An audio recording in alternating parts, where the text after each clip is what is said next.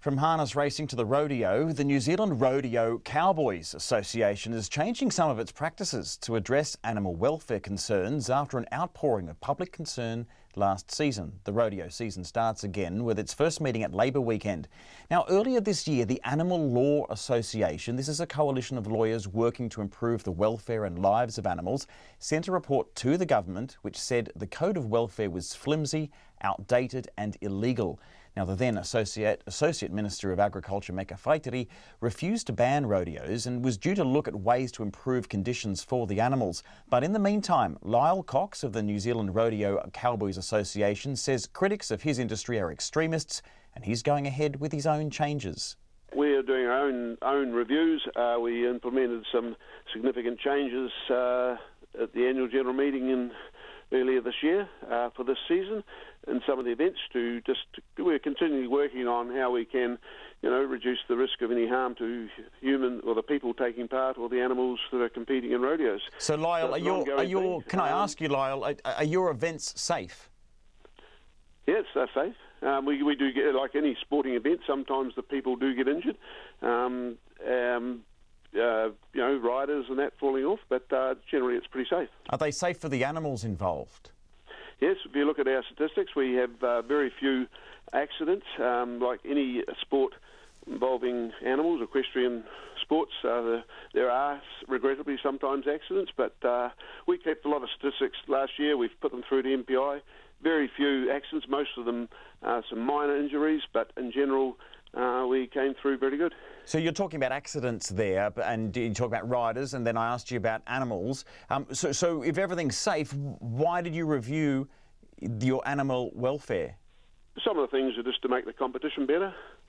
Some are around the type of event, the type of people who can compete, more events for females, younger people. Yet, Lyal, you seem to have taken the front foot forward here, because there's the release that's coming out, and you said you're going to change 4 things, and I've got them here, and it seems to be all around improving the training and the competence of people that are in the event. You are limiting one legal catch. This is in the rope and tie events. There's only one permitted run to catch an animal, so the animal can't be chased around the arena, and then you've got a rule about how much a participant can weigh when they're riding on a calf. So why have you come up with those 4 points, which seem to be fairly paltry in terms of what NAWAC and other organisations are asking for you to do around the cruelty, what they allege to be the cruelty to animals? Why the move for these 4 rules? Who's alleging cruelty? Be very careful here, because cruelty is a criminal offence. No NAWAC or MPI have never accused us of cruelty. Well, there's a report that came out earlier this year that said rodeos are illegal and they must be banned. That's from the Animal Law Association, and they've listed quite a number of things that they allege that you do. That's not NAWAC or MPI. We're not dealing with extremist groups or people out there who've got other views. We're dealing with the government. NAWAC, the government's National Animal Welfare Committee. Well, this was a report that was submitted to the former Associate Minister.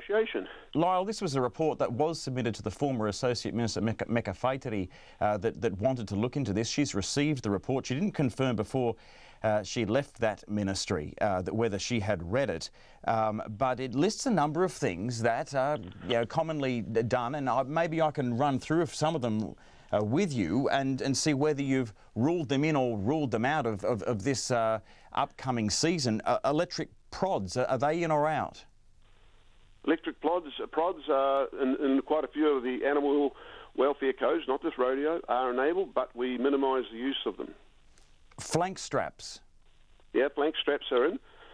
Flank straps, if you understand what a flank strap is, and I can send you the explanation, it's a piece of the harness used in rodeo competition. The minister wouldn't. What does a flank strap do, Lyal? Just so we can understand as we go through these things, what does a flank strap do?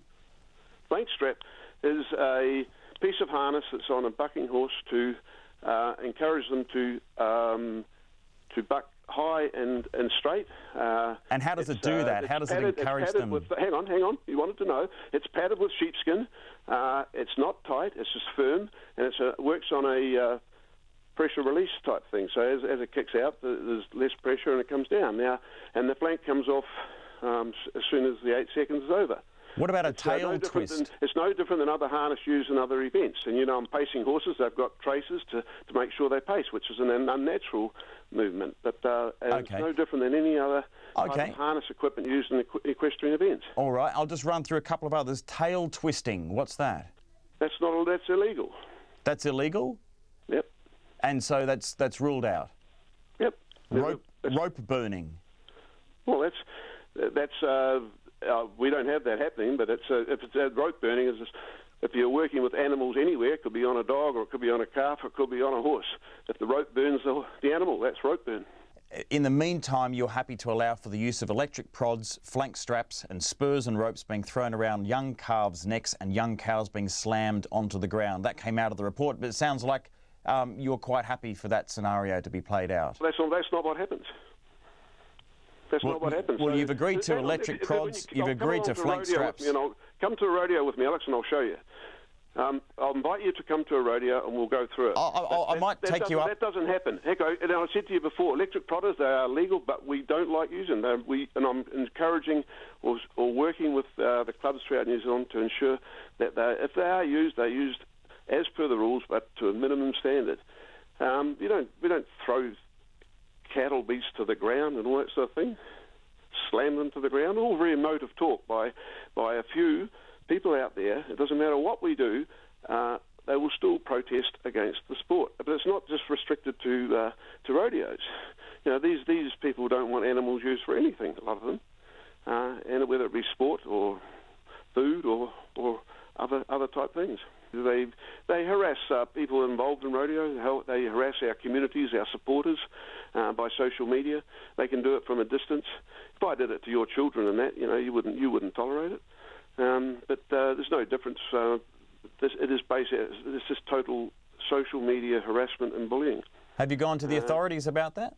Yes, we have, but it's very difficult. You look at going through SafeNet and the police. It's quite a difficult process, but in the meantime, it just carries on.